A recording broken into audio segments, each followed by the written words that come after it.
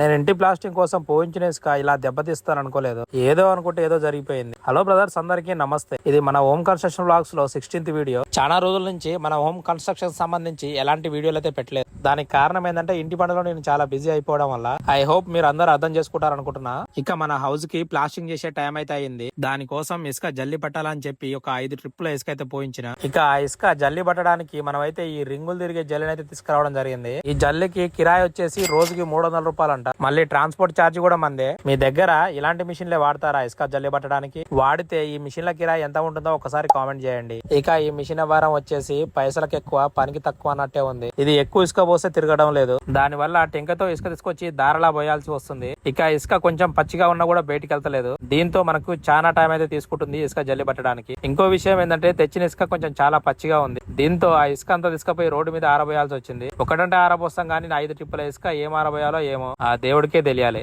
ఇసుక తొందరగా ఆరడానికి ఏమైనా టిప్స్ ఉంటే చెప్పండి బ్రదర్స్ అని అడుగుతాను అనుకున్నారా? కానీ అడగను. ఎందుకో రేపటి వీడియోలో చెప్తా. ఫాలో కొట్టండి బ్రదర్స్.